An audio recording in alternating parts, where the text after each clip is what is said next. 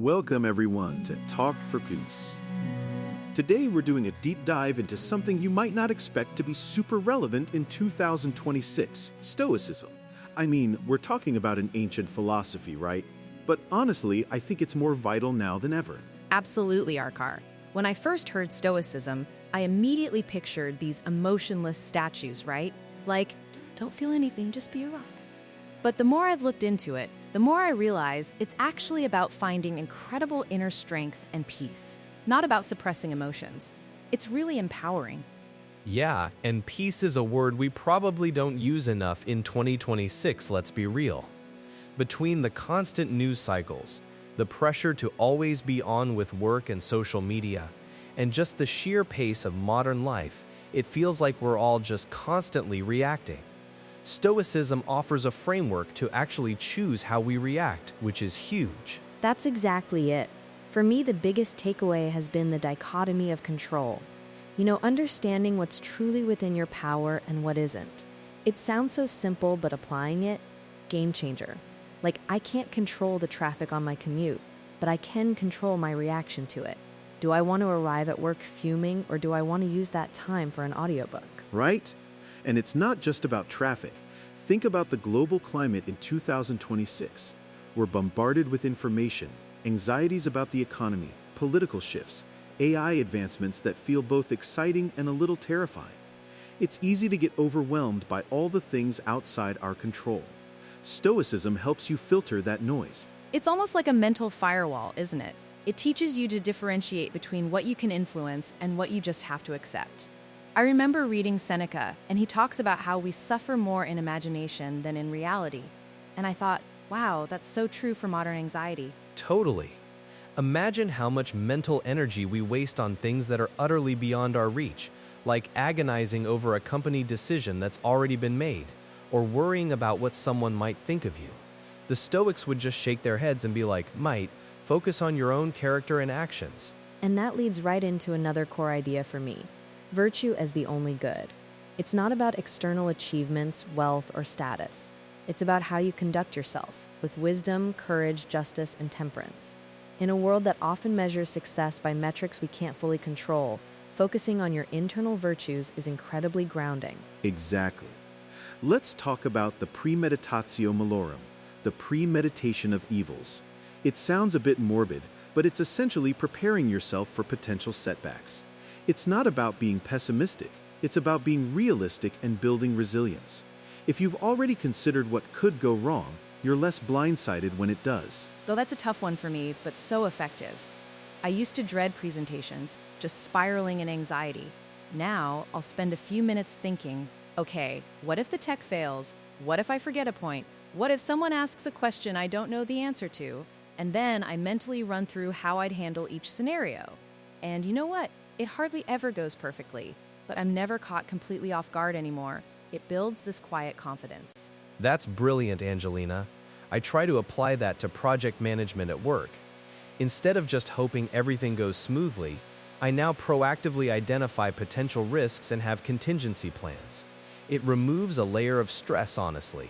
It's not about expecting the worst, it's about being prepared for anything. And that preparedness is a form of control. And it makes you appreciate when things do go right so much more. Like, wow, that could have been a disaster, but it wasn't. It shifts your perspective from constant worry to gratefulness for what is. Speaking of gratitude, there's also amor fati, love of fate. This isn't about passive resignation like, oh well, this is happening. It's about actively embracing everything that happens to you, good or bad, as an opportunity for growth. It's like, this challenge, this setback, it's exactly what I needed to learn XYZ. I really struggle with this one sometimes. Like when my flight was canceled last month and I missed a friend's wedding, it was hard to love that fate. But then I thought, okay, I can either stew in anger and ruin my entire weekend, or I can find something else to do with this unexpected free time. And I ended up exploring a part of the city I'd never seen. It wasn't the wedding, but it wasn't a wasted day either. That's the key, isn't it? It's not about liking everything that happens, but accepting that it did happen and choosing your response. It's a very active form of acceptance. It allows you to move forward instead of getting stuck in regret or resentment. And it's not just big things, it's the little annoyances. Your phone battery dying when you need it most, a delivery getting delayed. Instead of letting these tiny frustrations compound into a bad mood, you can just acknowledge them and move on. It's a superpower for staying calm in 2026, where something is always going slightly wrong with our tech. Oh, tell me about it. The amount of small tech glitches we face daily, it's a constant test of Stoic principles. But seriously, let's talk about the practical application for modern stressors. Social media, for example. It's a huge source of comparison and anxiety for so many. Oh, absolutely. The curated highlight reels, the constant pressure to present a perfect life, Stoicism just cuts through all that. It reminds you that your worth isn't tied to likes or followers or someone else's vacation photos. It's about your internal character. Suddenly, scrolling feels a lot less impactful when you have that perspective. And the news. My goodness. It's designed to keep us engaged, often through fear or outrage. Stoicism encourages a more detached, rational engagement. You inform yourself, yes, but you don't let it consume you. You focus on what you can do with that information, even if it's just maintaining your own composure and acting virtuously in your immediate sphere. It's about intellectual humility too, isn't it?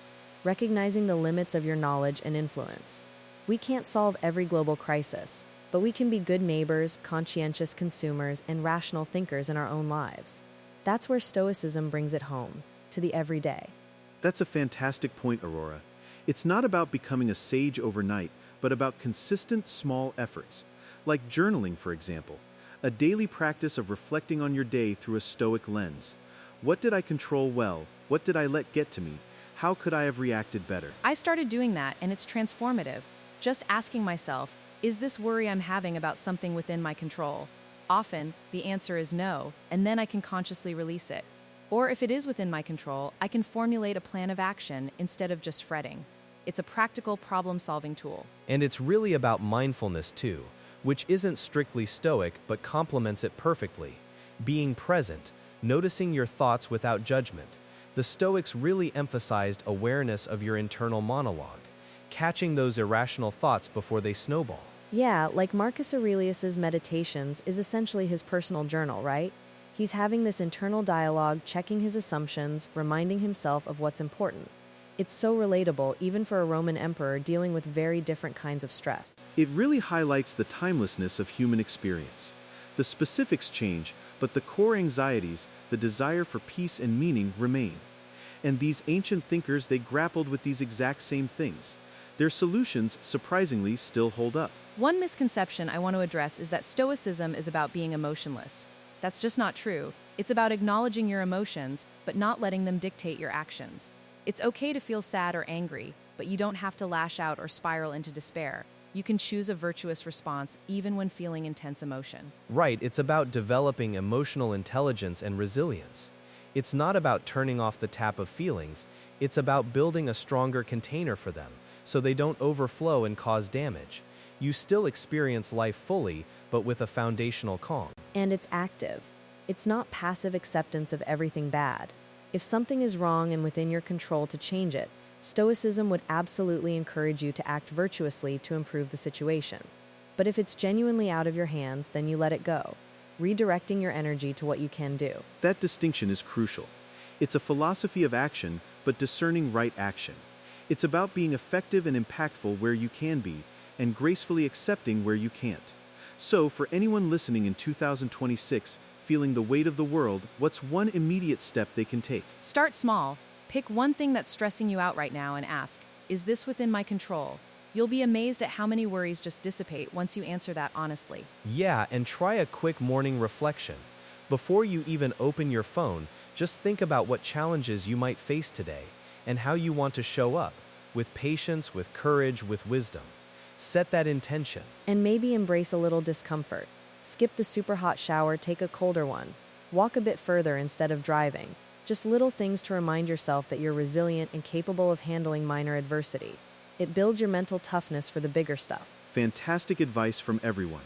It's clear that while the world around us in 2026 might be moving at warp speed and throwing new challenges our way every day, the ancient wisdom of Stoicism offers us a timeless anchor. It's not about retreating from the world, but engaging with it skillfully, calmly, and virtuously. Thank you all for this incredibly insightful discussion. Thanks for having us, Arkar. It's always great to dig into these ideas. Yeah, this was a really valuable conversation. Hope our listeners find some peace in these principles. Absolutely. Go forth and be calm, everyone. Thanks for listening. And that wraps up another episode of Zen in the Zettabyte Age. Until next time, stay mindful, stay resilient, and keep exploring those timeless truths. Goodbye for now.